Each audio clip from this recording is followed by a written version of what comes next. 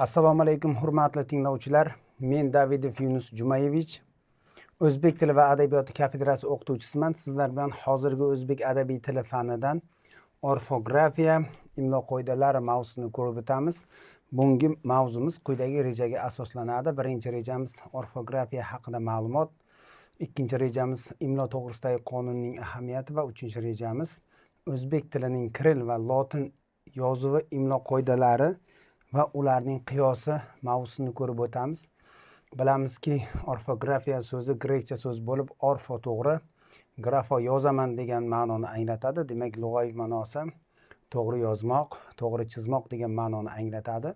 Demak, bu bo'limda biz to'g'ri yozish qoidalarini o'rganamiz.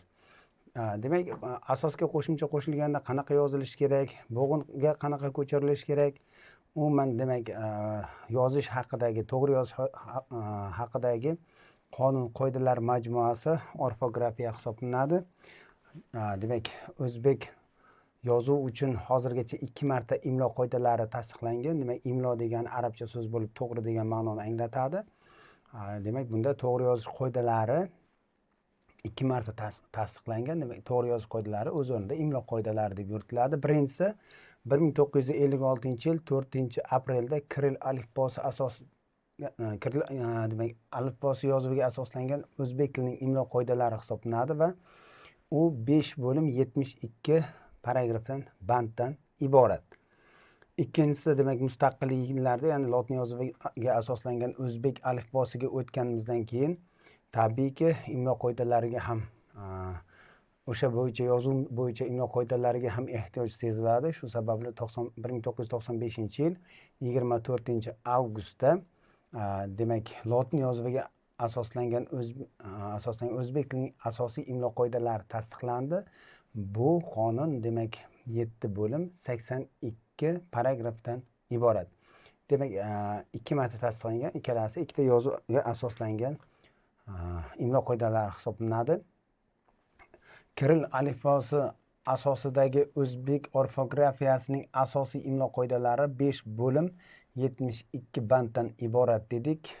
Birinchi bo'limning nomi ayrim harflar imlosi, ikkinchi bo'limning nomi o'zak, negiz va qo'shimchalar imlosi, uchinchisi qo'shma so'zlar, so'z birikmalari imlosi, to'rtinchisi demak bo'g'in ko'chirilish va beshinchisi bosh harflarning yozilishi kabi 5 bo'lim va 72 banddan iborat. Lotin yozuviga asoslangan o'zbek tilining asosiy imlo qoidalari demak 1995-yil 24-avgustda tasdiqlangan dedik. 7 bo'lim 82 banddan iborat. Bu bo'limlarning nomi: birinchisi harflar imlosi, ikkinchi bo'lim asos va qo'shimchalar imlosi, uchinchi bo'lim qo'shib yozish, to'rtinchi bo'lim demak chiziqcha bilan yozish, beshinchi bo'lim ajratib yozish, bosh harflar imlosi va ko'chirish qoidalari. Demak, taqdimotimizda aks etgan e'tiborli bo'lamiz. 7 bo'lim va 82 banddan iborat. Shu o'rinda shuni qayd etishimiz joizki, ta'kidlamoqchimanki, mana shu 7 ta bo'limdan qaysi biridagi qoidalar buzilsa, demak, imloviy xatolik yuzaga kelgan bo'ladi. Yuzakroq qaraganda imloviy xatolik deganda qaysidir harfning o'rnida boshqa harfning yozilishini bilamiz, lekin imloviy xatolik aslida undan ko'ra kengroq narsa. Demak, o'sha bir harf o'rnida boshqa harf yozilishi mumkin yoki qo'shimcha noto'g'ri qo'llanishi mumkin. Qo'shib yoziladigan so'zlarni ajratib yozsak yoki aksincha ajratib yoziladigan so'zlarni qo'shib yozsak imloviy xatolik bo'ladi. Chiziqcha bilan yoziladigan so'zlarga chiziqcha qo'ymasak imloviy xatolik bo'ladi. Ajratib yoziladigan so'zlar yoki bosh harflar imlosi, qaysidir o'rinda bosh harf bilan yoziladigan so'zlarni biz kichkina bilan yozsak yoki bir nechtasi bosh harf bilan yoziladigan so'zlarni biz bittasini bosh harfda yozib qo'ysak, demak, imloviy xatolik bo'ladi. Bundan tashqari bir so'zni boshqa holatda ko'chirsak yoki noto'g'ri bo'g'inga ko'chirsak ham demak imloviy xatolik hisoblanadi. Demak, 7 ta bo'lim bilan bog'liq xatolik imloviy xatolik deb baholanadi. Demak, imlo qoidalari 7 bo'limdan iborat. Yana jadval tarzida qayd etildi. Bu haqida gaplashdik. o'zbek demak imlo qoidalarida 3 ta belgi bor. Dastavval shu 3 ta belgiga e'tiboringizni tortmoqchimiz va bu uchalasi bilan bog'liq ko'plab xatoliklar kuzatiladi. E'tiborli bo'lib, keyin endi yozadigan so'zlarimizda bu xatoliklarga yo'l qo'ymaslikka harakat qilamiz. Avvalambor 3 ta belgini ko'rib olamiz. Birinchisi ko'chish belgisi, ikkinchi belgimiz tutuq belgisi va uchinchi belgimiz chiziqcha. Demak, orfografik belgilar e'tibor beramiz. Bu tinish belgisi emas. Tinish belgilari punktuatsiya bo'limida o'rganiladi.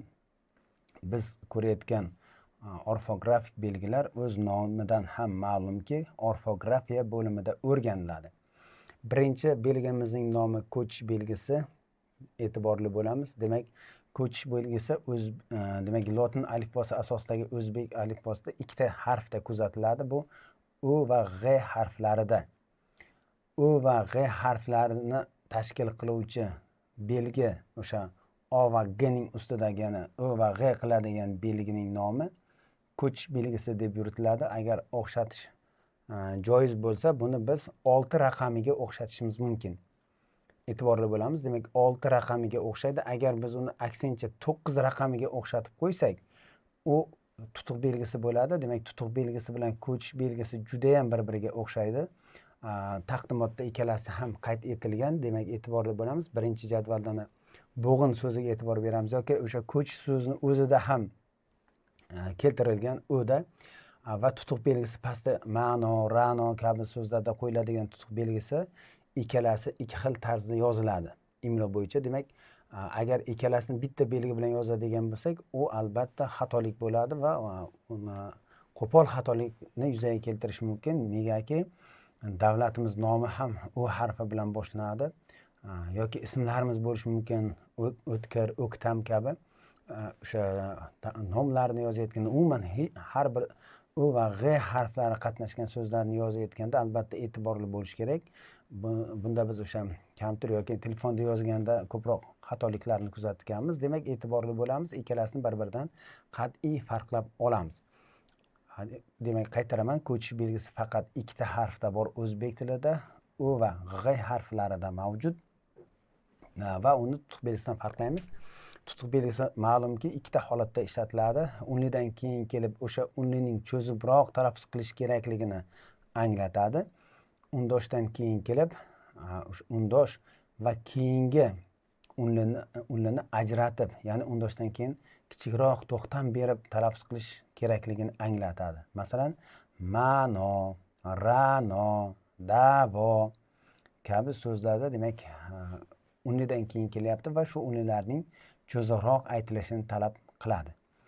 Xo'p, agar undoshdan keyin kelsa, masalan, mas'ul, mas'ud, jur'at, tal'at, san'at, demak e'tibor beramiz. San'at bu fe'l, demak tutuq belgisi qo'yilmaydi yozuvda va talaffuzda ham to'xtalmaydi. San'at.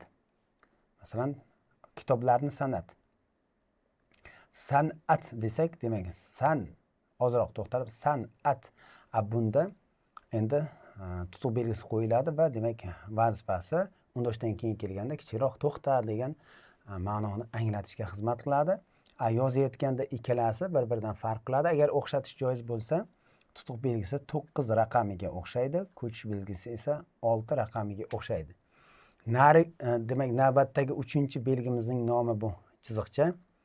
Demak, chiziqcha bu ham orfografik belgi hisoblanadi va buni biz tiredan ajratib olishimiz kerak. Ikkalasining albatta qo'yilish holatlari butunlay boshqa. Faqatgina biroz shakldan o'xshaydi, lekin yozuvda ham chiziqcha kichkinaroq, tire undan kattaroq qo'yiladi va chiziqcha o'sha juft so'zlarda, takroriy so'zlarda u yuklamasidan oldin qo'yiladi. Tire esa bog'lamas kelgan ot kesim va ega orasida qo'yiladi. O'sha bog'lovchisiz qo'shma gaplarda ishlatilishi mumkin. Umuman bularning ishlatilish holatlari boshqa, o'rganilish bo'limlari ham boshqa hisoblanadi. Yuqorida qayd etdikki, demak chiziqcha orfografik belgi hisoblanib, orfografiya bo'limida o'rganiladi. Tire esa tinish belgisi hisoblanib, punktuatsiya bo'limida o'rganiladi. Hurmatli tinglovchilar, o'zbek tilining kiril va lotin yozuvi, imlo qoidalari va ularning qiyosi deb edik navbatdagi rejani. Demak, ikkalasi orasidagi farqlarga to'xtalib o'tamiz va albatta bularni yozayotganda kirilda yozib odatlanganlar ayniqsa e'tiborliroq bo'lishimiz kerak. Lotin yozuvida ma'lum bir o'zgarishlar asosida yoziladigan so'zlarimiz bor. Bulardan birinchisi mo'jiza, mo'tadil va mo'tabar kabi so'zlar. E'tibor bersak, mana taqdimotda ham qayd etilgan, bularda o'sha o harfidan keyin o'sha kiril alifbosidagi ma'lum bir belgi qo'yiladi. Mo'jiza, mo'tadil, mo'tabar.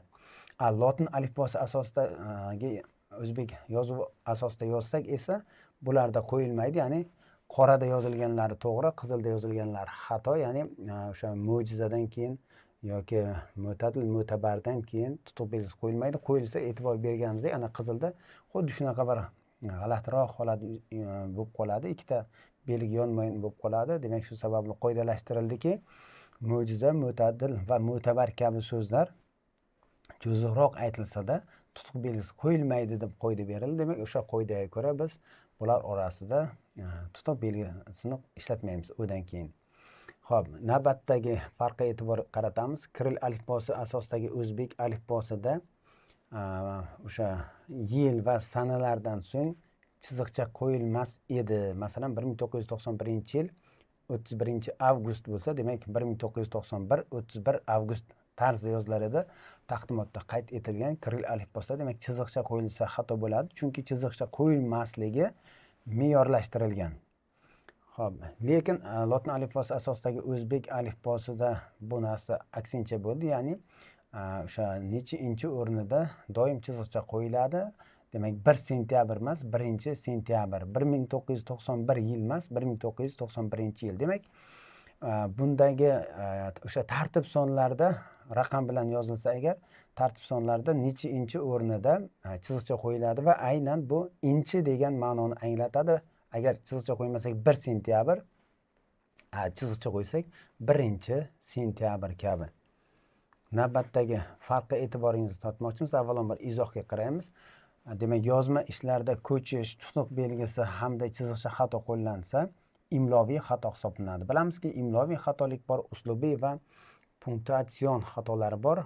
Demak, bu agar biz ko'rgan orfografik belgilar xato qo'llanilsa, chiziqcha qo'yiladigan joyga qo'ymasak yoki noto'g'ri qo'yilsak, tutuq belgisi, ko'chish belgilarini noto'g'ri almashtirib ishlatsak, demak imloviy xatolik yuzaga keladi va ayrim imloviy xatoliklar uslubiy xatoliklarni ham yuzaga keltirishi mumkin. Navbatdagi farqqa to'xtalamiz. Demak, e harfi ifodalagan ikki tovush ikki harf bilan yoziladi. Masalan, o'sha kiril alifbosidagi e harfi, kiril alifbosidagi y harfi ifodalagan demak tovush ikki harf bilan ifodalanadi. Masalan, yelka. Demak, e'tibor beramiz kirilda va lotinda yozilgan variantlariga. Demak, yelka demak ikkita y bilan yoziladi. Qayer, G'aniyev, Safoyev, Atliya kabi. Navbatdagi farqqa e'tibor beramiz. Demak, rus tili imlosida ayrim undosh tovushlar o'rniga qarab yumshoq ham qattiq ham talaffuz qilinadi. Bu hol kiril alifbosida ham aks etgan. Ugol va ugol, ya'ni bittasi burchak, bittasi ko'mir degan ma'noni anglatadi. Ya'ni ledan keyin yumshatish belgisi qo'yilganda ko'mir, ledan keyin agar yumshatish belgisi bo'lmasa burchak degan ma'noni anglatadi. Bu esa o'zbekcha so'zlarda bunaqa holat kuzatilmaydi.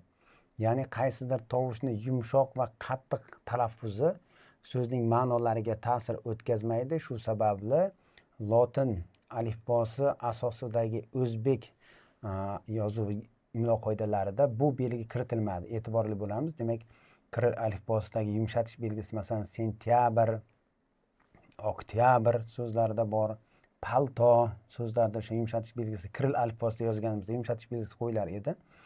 Lotin alifbosidagi o'zbek alifbosi asosida tashkil qilingan imlo qoidalarida bu narsa olib tashlandi. Sababi bu o'zbek tilida yumshoq va qattiq aytilishi so'zning ma'nosiga ta'sir o'tkazmaydi. Demak, sentyabr deb oxirida qanaqadir tutuq belgisini qanaqadir belgi qo'yish noto'g'rilik hisoblanadi. Demak, bu yumshatish belgisining lotindagi ifodasi mavjud emas.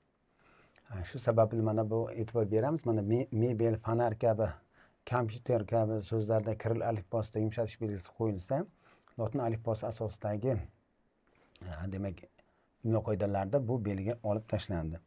Hurmatli tinglovchilar, keyingi darslarimizda albatta bu mavzumizni davom etamiz.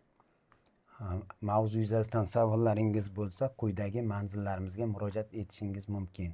E'tiboringiz uchun tashakkur.